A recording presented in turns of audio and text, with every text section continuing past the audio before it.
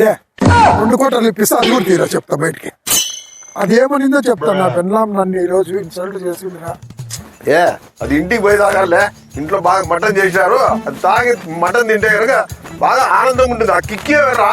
నీకు మటన్ మీద పిచ్చింది, నాకు నా పెళ్ళాం నిండేది నీకు చెప్తా. దాన్ని ఈరోజు ఏం చేస్తాను, వేసేస్తా.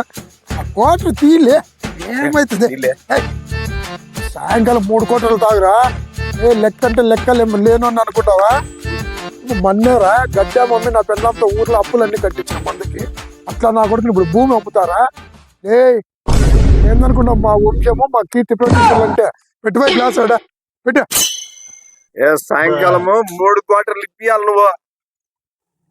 లేచినా గుడికారు రోడ్లో వచ్చి మాట్లాడిపోతుందిరా. అది నా గడ్డో అమ్ముకొని వాళ్ళ అమ్మ నాయనకి పెట్టిందిరా లెక్క. నా అప్పులు కట్టాను అంటుంది మందుకి. అట్లా అది నా బాధ.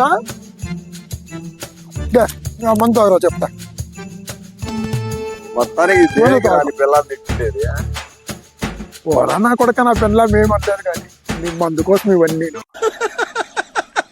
ఇంకేంరా 2 క్వార్టర్లు తాగుతూ కానీ అసలు మ్యాటర్ ఏందో చెప్పలేదు. లేదు ఇప్పుడు చెప్పాకి రొంత బాధగా ఉంది. సంతగాడు మందు తాపుతా కదా, అప్పుడు చెప్తాను. ఇంక నువ్వు పోరా, నీ తప్పనేం లేదు పో. ఎవరు ఇక్కడ బావలాగున్నాడు? బావ అక్కకి మాట ఇచ్చిన మందు తాగినది, మరి ఎవరిని సెటప్ చేసుకుని ఏం తాగుతున్నాడే? నైట్ అంతా బాగా రచ్చరచ్చ చేస్తారు. ఏం రచ్చ చేస్తారో ఏమో ఈ మనిషి.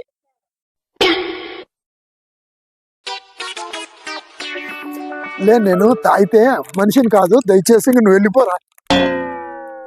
నీ కోటర్ ఏం పెద్ద లచ్చలు ఖర్చు పెట్టినా కూడా మాత్రం చెప్తాడు పోవాయి. అయిపోయినా ఏరు దాటినాక తెప్పదగల పెట్టిన సంతకం రాపోలే. నీకు 1 కాపితే 2 కోటర్లు ఇప్పిస్తా. వెళ్ళి అక్కడికి చెప్తాను.